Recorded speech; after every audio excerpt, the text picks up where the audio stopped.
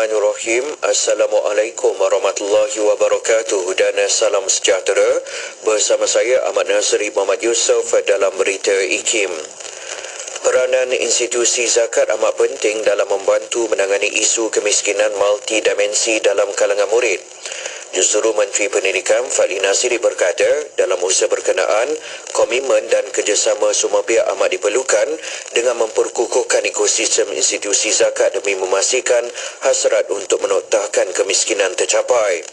Beliau memberitahu demikian dalam ucapan beliau pada Majlis Penyerahan Wakalah Zakat Kementerian Pendidikan Malaysia KPM, Pusat Pungutan Zakat Mawib dan Sumbangan Zakat Murid Asnaf Putrajaya Etika Family Takaful Berat yang diadakan di Putrajaya.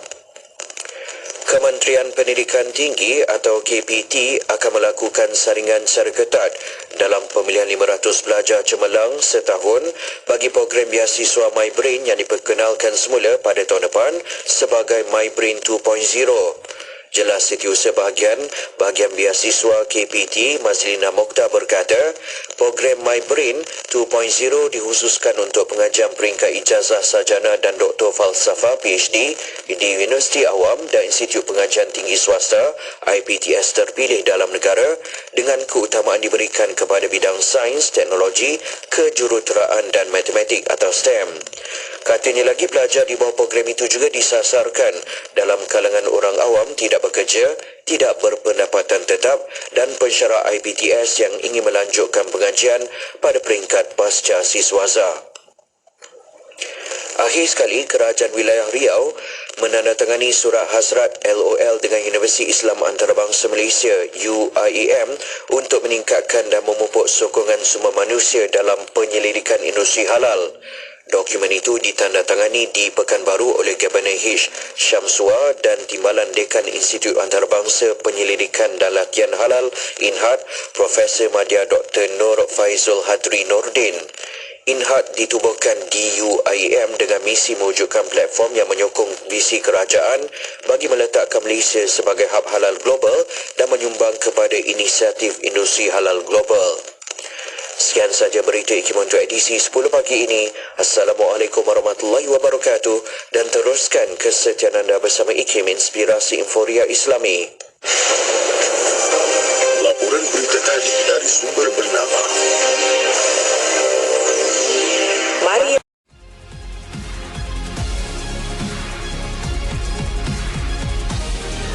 pendapat yang dapat kita terima supaya keadaan masyarakat itu duduk dalam keadaan harmoni dan tidak ada pergaduhan, perbunuhan. Mungkin di Malaysia tidak ada perbunuhan kerana fanatik kepada satu-satu pandangan, tapi di setengah-setengah negara ada sampai begitu terlalu fanatik kepada pandangan seseorang guru mereka, maka mereka akan berbunuhan. Jadi itulah buat permulaan dahulu Syafiq yang boleh saya kongsikan. Jelaskan doktor, bagaimanakah hari ini Islam itu sendiri?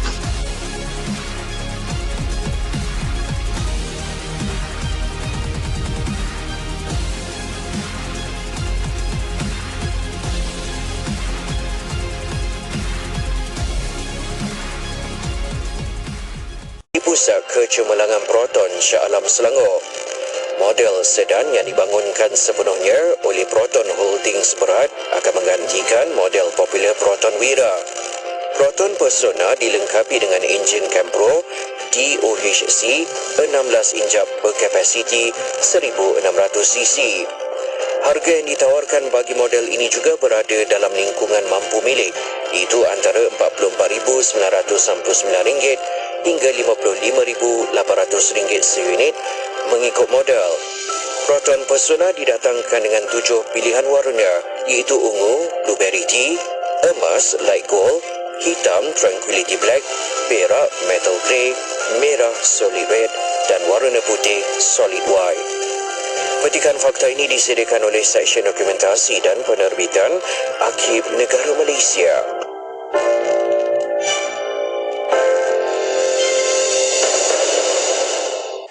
sedar atau tidak, dunia kini sedang menghadapi krisis tenaga elektrik. Sejak dari tahun 2021 hingga pertengahan 2022, kita menyaksikan kesan ketara kenaikan harga elektrik di seluruh dunia. Di Malaysia juga tidak terkecuali. Tetapi, rakyat tidak pernah merasa sebarang kenaikan kerana subsidi yang diberikan berulang kali. Namun, sampai bilakah kita mampu bertahan? Sebagai pengguna, kita boleh membantu negara menangani krisis tenaga ini dengan menggunakan elektrik secara bijak dari sekarang. Selami ilmu untuk kehidupan kita seharian bersama Syafiq Saleh di Aspirasi 10.1. IKIM, Inspirasi Inforia Islami. Radio IKIM, Radio Islami nombor 1 di Malaysia. Assalamualaikum warahmatullahi wabarakatuh. Selamat pagi. Syukur Alhamdulillah kita sama-sama dapat berada di Aspirasi 10.1. Edisi hari ini, hari Selasa 31 Oktober 2023, 16 Rabiul Akhir 1445 Hijriah. Apa khabar untuk anda pagi ni? Semua okey-kah? Harapnya semua baik-baik dan kita doa banyak-banyak kepada Allah Subhanahu Wa Taala. Semoga apa yang kita buat hari ini ada ganjaran kebaikan. Mahupun kita buat kerja, kita buat urusan, bertemu dengan orang, bermuamalah, semua itu adanya kebaikan. InsyaAllah. Amin, amin. Okay? Dan terima kasih tim Warna Pagi Pian dan juga Luke bersama penerbitnya Faiz Haji Osman yang sama-sama dah pun bawakan pengisian tadi. Masya Allah, banyak yang kita dengar, banyak yang kita hayati. Moga semua itu dapat jadi bekalan ilmu buat kita. Nak teruskan selepas ni untuk perkongsian selanjutnya selama 3 jam saya akan temankan anda. Jadi kena kekal dengar sama-sama. Okay? Selepas ni ada rancangan syariah dan perendangan. Kita akan hayati perkongsian ilmu oleh yang berbahagia Ketua Pengarah IKIM. Tonton di YouTube juga di Facebook IKIM. Okay? Dan selamat bekerja untuk anda. Selamat bertugas dengan kaedah cara masing-masing lah. Okay? Semoga kerja kita ini diberikan berkat lagi dan dapat kita sediakan kebaikan untuk orang lain. Walaupun buat kerja, ingat banyak-banyak seperti apa pesan para asatizah, kita buat baik kepada orang. Okay? Jom kita nak berhibur buka tirai bersama-sama dengan Iwan Syahman. Lagunya The Most Greatest Allah.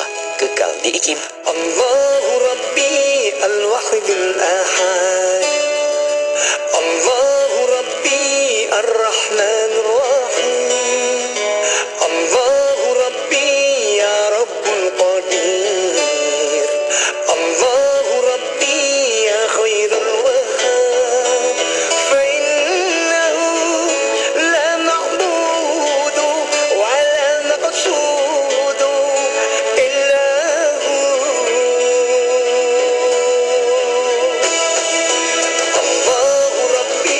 الملك القدوس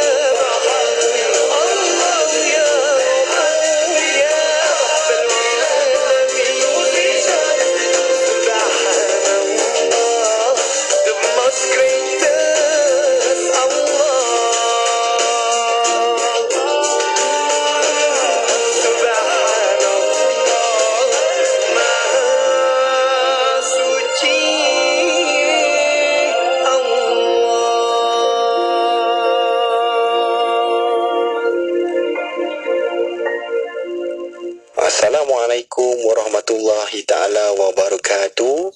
Salam bahagia bersama produk yang tidak asing lagi di Radio IKIM, iaitu produk Marvel Care. Seperti yang anda biasa dengar, produk Marvel Care telah bersiaran di Radio IKIM semenjak tahun 2013 lagi. Dan produk Marvel Care telah membantu lebih daripada 330,000 pengguna sepanjang 8 tahun kami di pasaran. Marvel Care juga telah mendapat kepercayaan dan juga telah menawan hati ramai pengguna-pengguna di seluruh Malaysia, terutamanya pada mereka yang telah meningkat usia. Tuan-tuan dan puan-puan, kami di Marvel Care akan terus-menerus membantu anda untuk mendapatkan keselesaan yang lebih baik. Produk minuman tambahan ini untuk anda kekal cergas sentiasa, bertenaga dan memberikan keceriaan setiap hari. Di dalam produk Marvel Care terdapat banyak manfaat dan kelebihan yang baik untuk anda.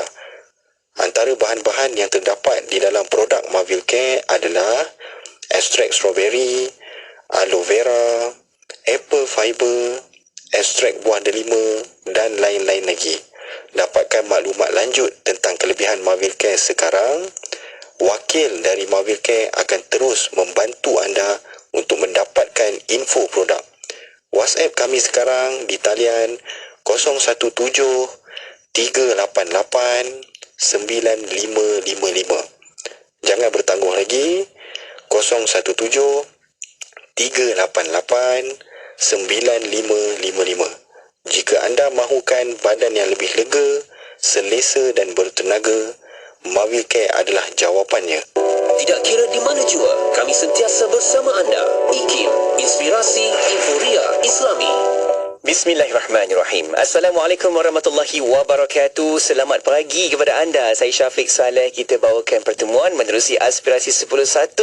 Pagi ini kita ada rancangan syariah dan perundangan. Jom sama-sama tonton. Nak ajak anda untuk sama-sama juga berada di platform media sosial kita, di YouTube juga di Facebook Live IKIM, sebab kita boleh sama-sama berinteraksi di situ. Dan cakap tentang rancangan ini, kita pastinya nak belajar lagi tentang undang-undang, pemantauan daripada sudut undang-undang di luar negara, dalam negara, belajar tentang perlembagaan dan kita boleh faham dengan lebih lanjut. Okey, dan anda boleh sama-sama juga WhatsApp ke talian WhatsApp konti kita 011-29-004-004. Okey, dan menerusi perkongsian kita rancangan syariah dan perundangan, kita nak sama-sama hayati pertemuan pada kali ini bersama dengan yang berbahagia Profesor Madya Datuk Dr. Muhammad Azam Muhammad Adil, merupakan Ketua Pengarah Institut Kefahaman Islam Malaysia IKIM. Dah pun ada bersama kita di konti. Assalamualaikum Datuk. Waalaikumsalam warahmatullahi wabarakatuh. Apa khabar Syafiq? Khabar baik kan? Syukur dapat lagi bertemu kita Datuk. Dan pasti setiap kali pertemuan ada saja yang kita nak berikan lagi penjelasan kefahaman kan. Sebab undang-undang ni kalau kita belajar luas konteksnya kan. Tambah-tambah dalam negara kita dekat Malaysia ni pun pelbagai bidang, pelbagai laluan yang perlu kita fahami. Okey, kita nak bincang lagi untuk kali ini, iaitu berkaitan tajuk Malaysia sebuah negara sekular. Tu pertanyaan tu. Okey. Dan mungkin kita nak faham dengan lebih lanjut sebab baru-baru ni timbul lagi kenyataan oleh pihak-pihak tertentu bahawa negara ini merupakan negara sekular dengan menjadikan Islam sebagai agama rasminya. Mungkin Datuk boleh ceritakan tentang sedikit sejarah perundangan negara dan terdapatkah peruntukan dalam Perlembagaan Persekutuan yang menyatakan Malaysia adalah negara sekular, Datuk? Bagaimana? Okey, baik. Terima kasih Syafiq. Para pendengar dan penonton Radio IKIM sekalian, Assalamualaikum warahmatullahi wabarakatuh dan selamat pagi semua. Ya. Bila kita bercakap lah, isu ni, polemik ni sentiasalah dia timbul tenggelam dan perkara ini penting kita tangani supaya masyarakat keseluruhan faham tentang kedudukan negara kita ini. Jadi bila diberi tajuk Malaysia sebuah negara sekular, ada tanda soal besar itu. Jadi apakah itu yang merupakan sebenarnya? Jadi kalau kita melihat dalam perspektif undang-undang, kita semua tahu bahawa undang-undang Islam bukanlah satu undang-undang baru yang ada di Malaysia. Kalau kita tengok sejarah apabila para pemain suara telah memeluk Islam dan adanya Kesultanan Melaka. Kita tahu semua. Kita dah belajar di sekolah, di universiti, bahkan dalam pembacaan umum semua orang tahu bahawa suatu masa dahulu buat satu tempoh yang agak panjang, undang-undang Islam bercampur dengan undang-undang adat. Dan pada masa itu undang adat Temenggung lah, iaitu dipanggil sebagai Kanun Melaka ataupun setengah panggil Hukum Kanun Melaka. Dan Hukum Kanun Melaka ini merupakan satu undang-undang yang dianggap Islam. Walaupun dalam tu ada campur dengan yang sebut tadi adat, undang-undang adat yang diambil daripada adat Temenggung. Kerana itu kalau kita tengok dalam sejarah sebelumnya adanya Kesultanan Melaka sendiri pun, kita telah tahu bagaimana batu bersurat di Terengganu itu menceritakan, kalau orang mengkaji melihat ada beberapa peruntukan berkenaan dengan undang-undang jenayah Islam. Jadi cuma persoalan sama ada sudah terlaksana undang-undang Islam pada masa itu dengan adanya batu bersurat Terengganu itu ada pertikaian antara ahli-ahli sejarah. Tapi pokoknya bahawa sudah ada satu undang-undang Islam yang bercampur dengan adat Melayu pada masa itu, iaitu adat Temenggung. Dan kita tahu bahawa hukum Kanun Melaka ni dia banyak. Dia ada yang di pokoknya dipanggil sebagai Kanun Melaka, dan kita ada undang-undang Melaka dan sebagainya. Kita semua faham bahawa Melaka pada masa itu merupakan satu pelabuhan utama di rantau ini. Kalau kita tengok dalam perbincangan dalam pembacaan saya lah, IKIM suatu masa dahulu pernah menerbitkan buku Pelayaran Ibnu Battuta. Diceritakan juga adanya Melaka ni sebagai satu pelabuhan yang tersohor pada masa itu. Bahkan di barat sendiri pun mengiktiraf sedemikian. Jadi dalam hal ini kita melihat bahawa pengaruh Kanun Melaka ni dia bukan sahaja ada di Melaka, tapi dia masuk kepada negeri-negeri lain. Kita tengok Undang-Undang 99 Perak berdasarkan kepada Kanun Melaka, Undang-Undang Johor, Undang-Undang Pahang. Dan ini sebahagian daripada undang-undang negeri-negeri yang menunjukkan bahawa sudah adanya undang-undang Islam, walaupun ada campuran undang-undang adat.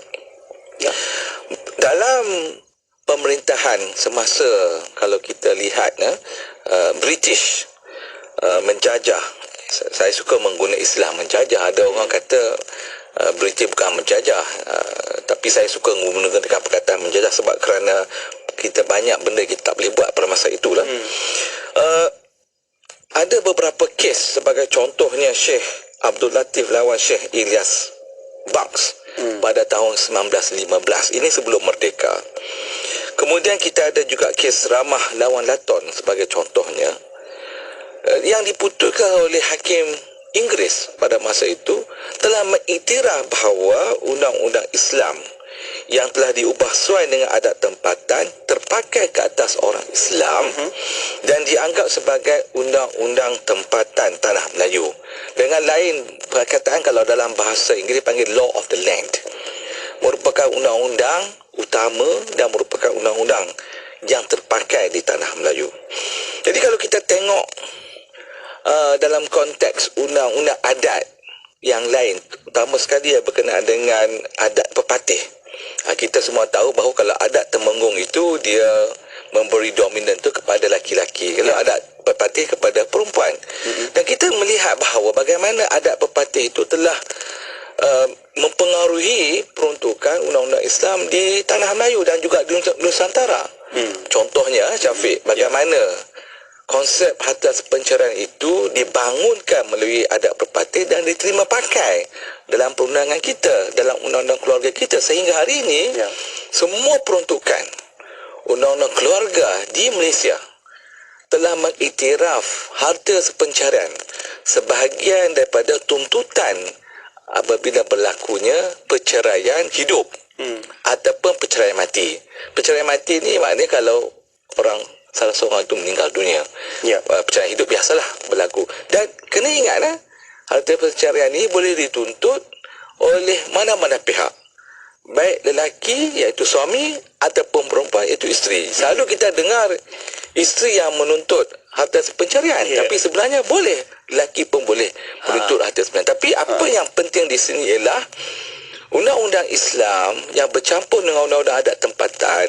Kalau kita lihat dalam Kanun Melaka dan kanun-kanun lain, Undang-Undang 99 Perak, Undang-Undang Johor, Undang-Undang Pahang, itu adat Temenggung untuk mempengaruhi. Tapi dalam masa yang sama, sehingga hari ini yang kita telah laksana di Malaysia, kita ada harta perceraian sebagai contoh, iaitu adat pepatih. Jadi Syafiq, para pendengar dan penonton sekalian, kalau kita melihat dalam konteks perlembagaan persekutuan, tadi disebut tadi kan, ada tak terdapat peruntukan dan perlembagaan menyatakan Malaysia ni sebuah negara sekular? Kalau kita teliti umpamanya dalam perlembagaan kita ni agak unik sikit. Kebanyakan perlembagaan di dunia, mereka ada mukaddimah. Dia ada preambles, dia ada mukaddimah. Tapi perlembagaan kita yang saya pegang ni, kalau kita buka tak ada preambles. Kalau kita tengok di zaman Rasulullah sallallahu alaihi wasallam, Piagam Madinah itu merupakan perlembagaan Madinah yang terpakai pada masa itu. Dia pun ada preambles, tapi kita tak ada. Agak unik kita punya perlembagaan. Tapi kalau kita melihat dalam perlembagaan kita ni, ada tak disebut bahawa rujukan dirujuk, maknanya perlembagaan kita merujuk kepada Al-Quran, merujuk kepada As-Sunnah, ataupun menjadikan rujukan utama. Mana-mana peruntukan dalam perlembagaan kita, rujukan utama perlembagaan ini ialah kepada Al-Quran dan As-Sunnah, seperti mana yang ada dalam perlembagaan negara Pakistan, Iran dan beberapa negara Islam yang lain. Tidak ada dalam perlembagaan ini, secara zahirnya tidak disebut begitu. Tetapi kalau kita melihat peruntukan itu daripada perkara 1 sehinggalah kepada perkara 183, selesai semua perkara dalam perlembagaan ini, boleh tak kita katakan bahawa walaupun tidak disebut rujukan utama itu Al-Quran dan Sunnah, tapi ianya berlawanan dengan undang-undang Islam ataupun berlawanan dengan Islam lah, berlawanan dengan Islam. Dalam hal ini, pada pengamatan saya, walaupun ia tidak disebut secara jelas begitu, tapi peruntukan-peruntukan yang ada dalam perlembagaan itu mengikat peruntukan-peruntukan yang lain. Nanti kita akan bincang bagaimana yang saya sebut peruntukan tersebut, dia mengikat peruntukan-peruntukan yang lain. Maka dalam hal ini, saya mengatakan bahawa tidak ada perkataan sekular disebut dalam perlembagaan persekutuan. Tidak ada perkataan yang mengatakan bahawa Al-Quran itu menjadi rujukan utama maupun As-Sunnah. Tetapi kita, seperti mana saya sebut tadi, mempunyai satu peruntukan yang amat jelas, iaitu di bawah perkara 3(1), iaitu Islam adalah agama bagi persekutuan, tapi agama-agama lain boleh diamalkan dengan aman dan damai di mana-mana bahagian persekutuan. Jadi bila ada satu peruntukan ini, dia secara sendirinya, secara direct, dia telah menyatakan bahawa ini merujuk kepada Islam. Jadi tak perlulah kita nak sebut mesti rujuk pada Al-Quran, mesti pada As-Sunnah. Jadi tanggapan yang mengatakan bahawa mesti ada dijelaskan sedemikian, itu mungkin satu versi pandangan mereka. Tapi bagi saya cukup dengan ini. Kerana itu kalau kita lihat dalam pembikinan perlembagaan itu sendiri yang digubalkan, dia sebelum adanya peruntukan perkara 3 ini, memang persoalan sama ada perkara ini perlu wujud ataupun tidak. Dan kita tahu bahawa perlembagaan ini dibuat dan digubal oleh satu Suruhanjaya Reid yang diketuai oleh Lord Reid daripada United Kingdom, yang mana terdiri daripada ahli-ahli daripada pakar-pakar perundangan yang lain, seperti Sir Ivor Jennings daripada United Kingdom, Justice Abdul Hamid daripada Pakistan, Sir William McCall dari Australia, dan B. Malik daripada India. Jadi kita beruntung kerana ada satu orang, iaitu Justice Abdul Hamid daripada Pakistan, bukan seorang Islam. Jadi kalau kita tengok pada draft asal perlembagaan ini, kita nampak pada masa itu tidak ada peruntukan sedemikian. Dan ini telah dibangkitkan oleh Justice Abdul Hamid dalam laporan suruhanjaya tersebut. Dan dalam perbincangan sebelum ini, saya pernah membangkitkan bagaimana parti-parti pada masa itu, iaitu Parti Perikatan, menyatakan bahawa perlunya ada satu peruntukan yang menunjukkan bahawa Islam itu sebagai satu peruntukan yang memberikan kepentingan dan kedudukan yang tinggi pada masa itu. Dan kita semua tahu bahawa ini memakan masa, oleh kerana Raja-Raja Melayu begitu teliti dan mereka pada asalnya tidak bersetuju kerana bimbang kuasa mereka yang terhad yang berkenaan dengan Islam, berkenaan dengan adat Melayu. Kerana itu kita kena ingat, Syafiq, di setengah-setengah negeri dia ada Majlis Agama Islam dan Adat Istiadat Melayu. Masih kekal lagi ada sampai hari ini.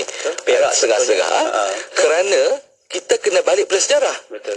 Tadi Sawo sebut tadi, bagaimana pengaruh undang-undang Islam pada masa itu yang bercampur dengan adat. Betul. Dan ini tidak boleh lari di Malaysia sehingga hari ini. Jadi Syafiq dan para pendengar sekalian, dalam satu perkara yang saya nak kongsi yang menarik dalam proses penggubalan perlembagaan ini, iaitu rang Undang-Undang Perlembagaan Kemerdekaan Persekutuan Tanah Melayu ataupun dikenali sebagai The Malayan Independence Bill, telah dimajukan kepada House of Commons, iaitu macam kalau di Malaysia tu Dewan Rakyat, untuk dibahaskan pada 9 Julai 1950. Just lebih kurang 2 bulan, less than 2 months untuk masa kita nak merdeka 31 Ogos tu, dan diluluskan tanpa pindaan 19 Julai 1975. Bear in mind, pada masa itu peruntukan 31 sudah ada. Draft asal tu memang tak ada, tapi telah dimasukkan.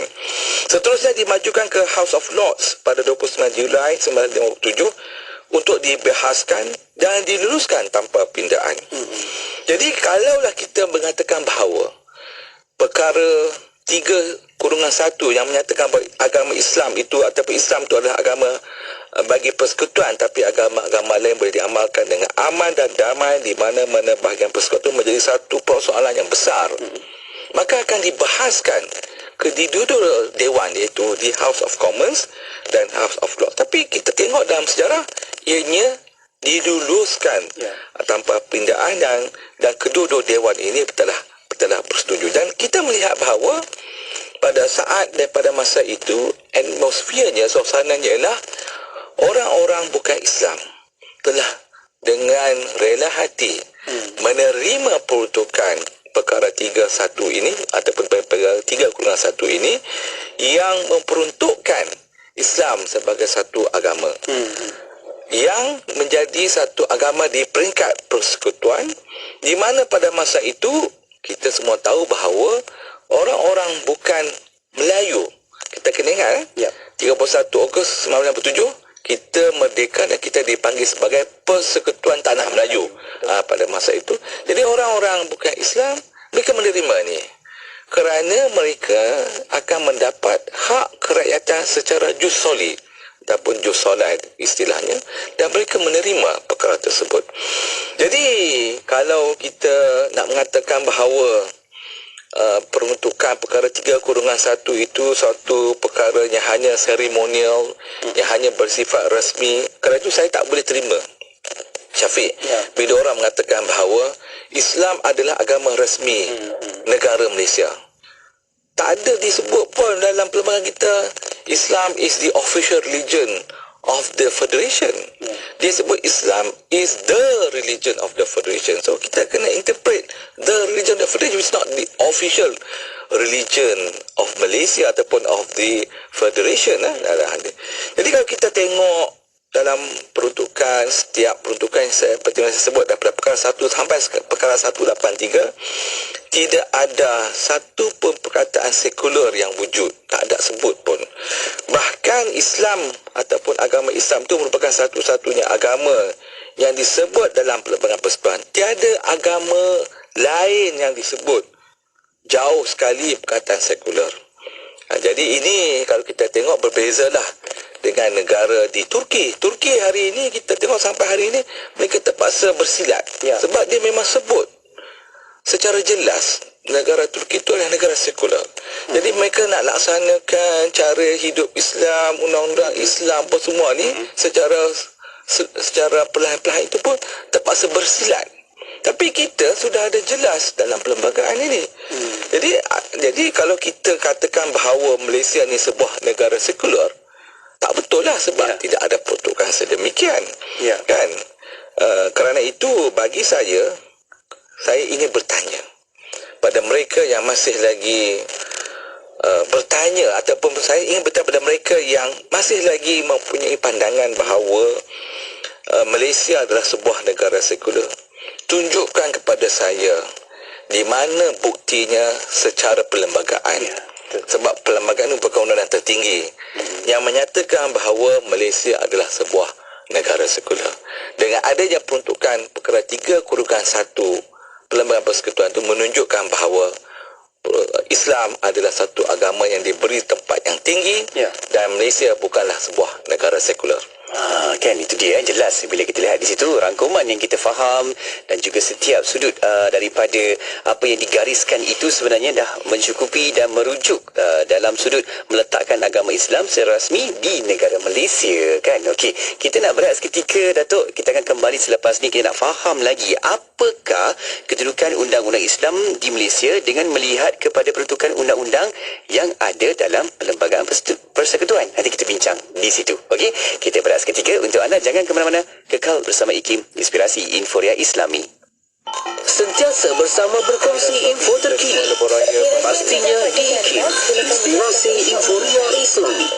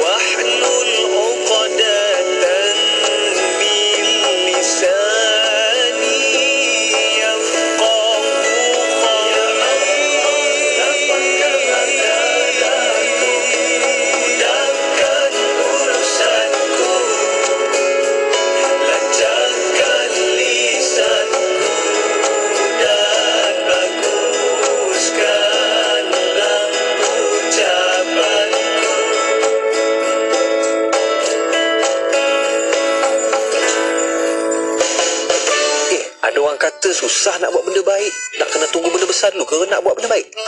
Sebenarnya tak. Benda baik ni kita buat bermula dengan sekecil-kecil benda. Apa dia? Contohnya, jangan buang sampah di luar kereta. Ya Allah, kadang-kadang bila kita tengok sesuka hati dia nak buang sampah luar kereta. Kalau tempat lain orang boleh kutip, tapi kalau tengah jalan siapa nak kutip? Jadi sampah kita, tanggungjawab kita. Pesanan ini dibawakan oleh saya Fazli Aziz untuk IKIM, Inspirasi Inforia Islam. Kembali bersama IKIM, Inspirasi Inforia Islami. Saya Syafiq Saleh masih temankan anda untuk Aspirasi 10.1 dan kita berada di rancangan Syariah dan Perundangan. Jom sama-sama tonton lagi sebab kita sedang bersecara langsung di YouTube juga di Facebook IKIM, like, komen, share, follow. Okey, untuk kita dapatkan lagi intipati pengisian kita pada kali ini. Okey, kita sedang bersama-sama dengan yang berbahagia Profesor Madya Datuk Dr. Muhammad Azam bin Muhammad Adil, merupakan Ketua Pengarah IKIM. Bincang kita berkaitan Malaysia, sebuah negara sekular. Kan tadi sebelum berehat pun doktor pula tanya kita semua ni, kan macam mana keadaan itu, adakah benar dikatakan negara sekular sedangkan perlembagaannya dan juga persekutuannya adalah merujuk dengan agama Islam, kan, sebagai agama rasmi. Okey, kita nak tahu bagaimana kedudukan undang-undang Islam di Malaysia dengan melihat kepada peruntukan undang-undang yang ada dalam perlembagaan persekutuan. Bagaimana pula di situ, doktor? Okey, baik. Terima kasih, Syafiq. Saya nak berbetul sikit lah. Okey. Tadi dalam soalan Syafiq tu, agama Islam bukan agama rasmi persekutuan. Agama Islam adalah agama persekutuan. Agama persekutuan. Jadi kalau kita sebut agama rasmi tu, dia dah jadi kefahaman lain. Betul. Jadi kita kena perbetulkan apa ni maksud yang Agama sebenar itu. persekutuan. Agama persekutuan. Ya. Jadi Syafiq, satu soalan yang bagus. Kalau kita menyelusuri dan kita meneliti perlembagaan persekutuan itu, Syafiq, dan para penonton dan pendengar sekalian, sebenarnya terdapat banyak peruntukan yang mengangkat kedudukan dan martabat undang-undang Islam. Tinggal lagi kita hendaklah membaca dengan mata hati, atau kita nak menutup sebelah mata, seolah-olah peruntukan berkenaan Islam itu tak wujud, dan kita nak mengangkat sekularisme sebagai teras perlembagaan, sedangkan kita dah sebut di awal tadi dan banyak kali bahawa tidak terdapat satu pun peruntukan daripada perkara 1 sampai perkara 183, satu pun perkataan sekular yang secara jelas dan nyata disebut dalam perlembagaan persekutuan. Kerana itu apabila kita mengambil inti pokok perkara 3-1 yang merupakan asas kepada bahawa bukan sahaja Malaysia itu sebagai negara Islam, bahkan perlembagaan ini juga bukan perlembagaan yang sekular, kita lihat bahawa dalam perkara 3 di bawah perlembagaan itu juga menyentuh tentang kedudukan yang di Pertuan Agong dan Raja-Raja Melayu. Kalau kita tengok dalam peruntukan bahawa yang di Pertuan Agong itu sebagai ketua agama bagi negeri-negeri yang tidak beraja, Pulau Pinang, Wilayah Persekutuan, Melaka, Sabah, Sarawak. Bagi negeri-negeri yang ada raja, iaitu 9 sultan, mereka merupakan ketua agama bagi negeri tersebut, dan ini merupakan satu benda yang amat penting.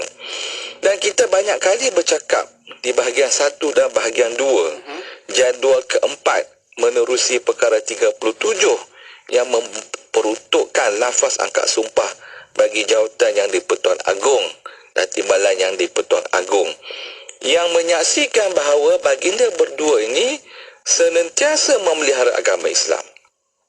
Dan ini berlaku di peringkat persekutuan apabila nanti adanya nanti pertabalan yang di Pertuan Agong. Kita dijangkakan kita akan ada yang di Pertuan Agong seterusnya, oleh kerana Sultan Abdullah yang di Pertuan Agong sekarang akan tamat tempoh pada hujung Januari tahun 2024. Nanti saksikanlah apa yang diungkapkan semasa pertabalan tersebut. Ungkapan ini memang diperuntukkan dalam perlembagaan di bawah perkara 37 itu. Dan di negeri-negeri dalam undang-undang tubuh negeri mereka secara jelas. Dan saya nak ulang sekali lagi dalam slot hari ini bahawa undang-undang tubuh negeri ini merupakan undang-undang tertinggi dalam negeri masing-masing. Dan kalau undang-undang tubuh negeri itu ada peruntukan-peruntukan yang wujud sebelum merdeka, iaitu 31 Ogos 1957. Dan peruntukan itu bercanggah dengan perlembagaan. Peruntukan dalam undang-undang tubuh negeri itu tidak terbatal. Kerana dia hanya terbatal bermula 31 Ogos 57. Maknanya kalau ada peruntukan-peruntukan, undang-undang tubuh negeri itu dibuat pada 31 atau selepas 31 Ogos, dan dia bercanggah dengan perlembagaan, maka undang-undang negeri itu terbatal. Jadi kerana itu penting kita melihat bahawa dalam hal ini kedudukan Islam itu diberi diberi kedudukan yang tinggi dan terpelihara. Kalau kita tengok juga bagaimana peruntukan di bawah perkara 12.2 disebut dalam sini yang membenarkan kerajaan membelanjakan duit negara bagi pembangunan agama Islam. Baru-baru ini apabila Perdana Menteri yang amat berhormat Datuk Seri Anwar Ibrahim yang merupakan juga Menteri Kewangan membentangkan bajet 2024, kita semua tahu bahawa satu peruntukan yang besar diberi kepada JAKIM, iaitu 1.9 bilion. Tidak pernah dalam sejarah Malaysia suatu peruntukan yang begitu besar diberikan kepada JAKIM. Dan kita kena ingat, bagaimana peruntukan yang begitu besar itu boleh diberi untuk agama Islam? Dan siapa pun tak boleh petikan, kenapa kena bagi kepada agama Islam ni peruntukan yang besar? Sebab dia diberikan peruntukan itu di bawah perkara 12.2. Dan ini adalah berperlembagaan. Tak boleh siapa pun pertikaikan. Cuma orang nak tahu 1.9 bilion tu dibelanjakan untuk apa. Yang tu kena detail lah. Cuma pengamatan saya, yang saya tahu bahawa allowance imam, guru-guru kafar dan pelbagai lagi seluruh Malaysia ni dibayar ni lah, tu yang nampak banyak tu. Jadi dalam kita memartabat mengangkat syiar Islam, mengadakan aktiviti dan juga jawatan kuasa banyak jawatan kuasa duduk di bawah JAKIM. JAKIM sebagai sekretari MKI berperanan sebagai satu institusi yang penting. Kalau itu diberikan satu peruntukan yang besar. Saya ambil contoh bagaimana 13 buah jabatan dan agensi di bawah Jabatan Perdana Menteri Hal Ehwal Agama seperti JAKIM yang saya sebut tadi, Jabatan Kehakiman Syariah Malaysia JKSM, Majlis Agama Islam Wilayah Persekutuan Mawib, Lembaga Tabung Haji, Yayasan Dakwah Islamiah Malaysia JADIM, YAPIM dan sebagainya, termasuklah kita ni, IKIM ini. Kesemua agensi ni dia bernaung. Walaupun IKIM dari sudut carta organisasinya kita melapor terus kepada Perdana Menteri, tapi dalam sudut amalannya kita sebenarnya bernaung di bawah YBM, Menteri Agama, yang membentuk satu sinergi dan dinamika bagi memperkasa dan meninggikan lagi kedudukan Islam di bumi Malaysia. Jadi kerana itu saya tidak boleh menerima lah pandangan yang mengatakan bahawa Malaysia ni negara sekular, kedudukan Islam tu rendah dan sebagainya, sebab tidak sebegitu rupanya seperti mana yang diperuntukkan dalam perlembagaan kita. Tu Syafiq. InsyaAllah itu dijelaskan satu persatu. Bila kita faham di situ akan nampak bagaimana keadaannya, situasi sebenarnya. Baik, kita nak berehat seketika Datuk. Kembali selepas ni nak tahu mungkin ada contoh-contoh kes-kes yang pernah diputuskan oleh mahkamah di Malaysia dan pandangan-pandangan tokoh tentang isu ini. Adakah Malaysia sebuah negara sekular? Nanti kita akan bincangkan insyaAllah. Okey, kita berehat seketika. Untuk anda jangan ke mana-mana, kekal bersama IKIM. Kalau ada soalan pertanyaan boleh je hantarkan ke talian WhatsApp Konti 01129004. Berehat seketika, kembali selepas ini. Radio IKIM membawa kepada anda lagu-lagu nasyid terbaik. Begitu indah dunia, siapapun kan tergoda. Ya Muhammad Rasulullah. IKIM memberi anda lagu-lagu nasyid yang mengusik jiwa. Ini akan terjadi. IKIM, inspirasi Inforia Islami. Sedekah satu perkara yang sangat baik sehingga disebutkan apa? Sedekah itu as-sadaqatu tudfa'ul bala. Sedekah itu menjauhkan kita daripada bala. Maka kalau seseorang itu dalam perjalanan musafir contohnya, ataupun dia nak pergi peperiksaan contohnya, ataupun apa-apa sahaja, maka mulakan perjalanannya itu dengan sedekah, kerana sedekah itu boleh menjauhkan dirinya daripada bala. Bahkan disebutkan dalam hadis, dawu maradakum bisadaqah, ubati sakit-sakit kalian dengan bersedekah. Maka kita boleh sebutkan sedekah itu boleh menjadi penawar bagi orang yang sakit. Maka kalau kita sakit, bersedekahlah dengan apa yang kita punya. Sedekahlah dengan apa yang kita sayang. Dengan niat, ya Allah, dengan sedekah yang aku lakukan, maka engkau kurniakan kesihatan kepada diri.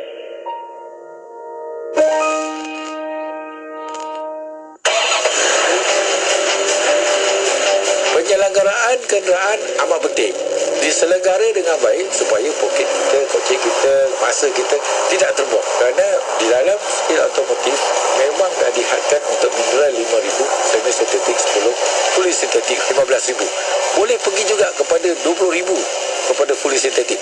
Tapi berapa tahun, berapa lama kan ini adalah kerugian kita. Jadi adalah disyorkan 15,000 untuk fully sintetik. Mengikut kepada kilometer pergerakan adalah paling sesuai untuk negara kita. Jadilah pemandu bijak, kocek selamat, jiwa selamat, harta selamat. Keselamatan diutamakan. Teruskan bersama IKIM, Inspirasi Euforia Islami. Radio IKIM, Radio Islami nombor 1 di Malaysia. Syukur kita masih lagi berada di Aspirasi 10.1. Saya Syafiq Saleh dan kita sama-sama mendengarkan rancangan syariah dan perundangan. Mendengarkan perkongsian ini bersama dengan tetamu kita, iaitu yang berbahagia Profesor Madya Datuk Dr. Muhammad Azam bin Muhammad Adil, merupakan Ketua Pengarah IKIM. Bincang kita berkaitan dengan satu tajuk yang sangat kita perlu faham dan juga dapat lagi intipatinya, iaitu adakah Malaysia sebuah negara sekular? Dan bila bercakap tentang persoalan ini, Datuk, ada tak contoh-contoh kes yang diputuskan oleh mahkamah di Malaysia? Dan ada tak pandangan tokoh-tokoh tentang isu ini? Silakan. Baik, terima kasih Syafiq, para pendengar dan penonton Radio IKIM sekalian. Saya melihat dalam pembacaan saya, isu ini timbul ialah apabila ada mereka lah yang merujuk kepada satu kenyataan yang pernah dinyatakan oleh almarhum Tunku Abdul Rahman, Perdana Menteri Malaysia yang pertama. Almarhum pernah menyatakan bahawa peruntukan Islam dalam perlembagaan itu hanyalah untuk tujuan rasmi negara. Ya. Kerana dia kata dia merujuk pada satu laporan Suruhanjaya RAID, iaitu the white paper ataupun dipanggil kertas putih, iaitu the region of Malaya shall be Islam. The observance of this principle shall not impose any disability and on non-Muslim nationals professing and practicing their own regions, and shall not imply that the state is not a secular state. Jadi berdasarkan pada kenyataan itu, beliau berpandangan sedemikian. Tapi pada pengamatan saya dan juga ramai lagi lah di kalangan tokoh-tokoh akademik menyatakan bahawa almarhum Tunku tidak langsung menyatakan kedudukan tersebut secara jelas dari aspek perlembagaan. Kerana apa yang termaktub dalam report, kalau tidak masuk dalam perlembagaan, maka kita tak pakailah. Sebab yang pakai ini perlembagaan. Kerana itu saya tidak dapat menerima argument ataupun saya panggil hujah yang mengatakan sedemikian. Kalau kita tengok kes pula lah, contoh selalu orang sebut ni kes Cik Omar Cik Soh. Selalu orang sebut ni kes Cik Omar Cik Soh, kata di mana pada masa itu sekarang almarhum lah Hakim Tun Salleh Abbas pada masa itu Ketua Hakim Negara, dia berkata sedemikian, iaitu agama Islam bukanlah hanya semata-mata peribadatan khusus, tetapi meliputi satu cara hidup yang merangkumi pelbagai aktiviti kehidupan, sama ada dalam bentuk individu maupun kemasyarakatan, seperti undang-undang, politik, ekonomi, sosial, kebudayaan, moral dan kehakiman. It's a way of life lah. Islam is the way of life. Tapi kata almarhum Tun Salleh Abbas pada masa itu sebagai Ketua Hakim Negara dalam kes Cik Omar Cik Soh, peruntukan perkara 3/1 hanyalah bersifat peribadatan dan upacara rasmi sahaja. Okey.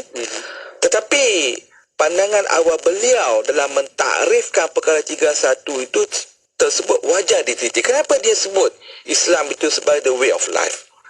Kerana itu kalau kita tengoklah semasa Profesor Dr. Aziz Bari dia masa tu dia di UIA, dia dalam tulisan-tulisannya dia kata kes ini, keputusan kes Cik Omar Cik So ni sebenarnya tak mencerminkan kedudukan Islam sebenar seperti mana yang dibuat oleh Suruhanjaya Red dan Kertas Putih.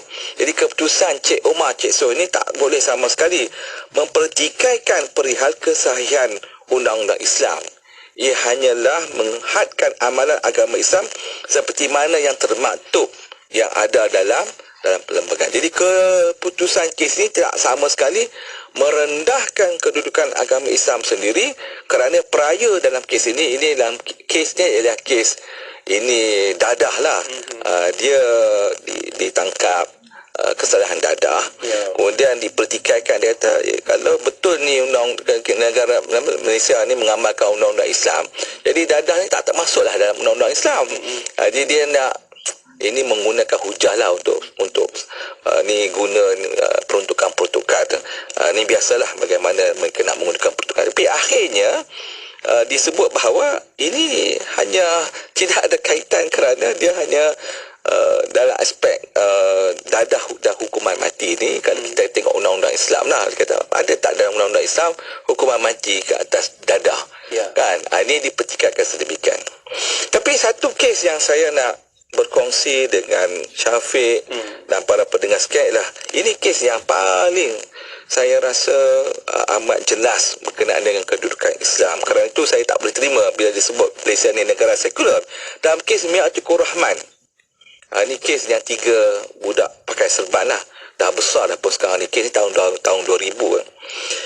Dalam peringkat Mahkamah Tinggi, kata hakim pada masa itu Datuk Muhammad Nur Abdullah dalam mentafsirkan perkara 31 ataupun 3/1, iaitu Islam adalah agama utama di antara agama-agama lain yang dianuti di negara ini, seperti Kristian, Buddha, Hindu dan selainnya. Islam bukan setaraf dengan agama lain, bukan duduk berganding bahu atau berdiri sama tegak. Ia duduk di atas, ia berjalan dahulu, terletak di medan dan suaranya lantang kedengaran. Islam ibarat pokok jati, tinggi, teguh dan terampil.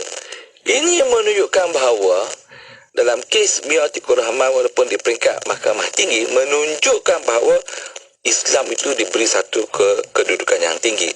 Bahkan kalau kita tengok kes yang lain, umpamanya kes Lina Joy, pada masa itu almarhum sudah Hakim Datuk Faizal Tan Bicik menyatakan bahawa perkara 3/1 itu menempatkan keistimewaan agama Islam sebagai agama utama dan dominan mengatasi agama-agama lain. Kerana itu menjadi tanggungjawab Kerajaan Persekutuan memelihara, menjaga dan mempromosi Islam dan memandangkan kedudukan khas yang diberikan itu. Dalam kes Lina Joy ini dia nak mohon keluar Islam, maka almarhum Hakim Datuk Faizal Tan Bicik menolak permohonan Lina Joy untuk menukar nama Islam kepada nama bukan Islam.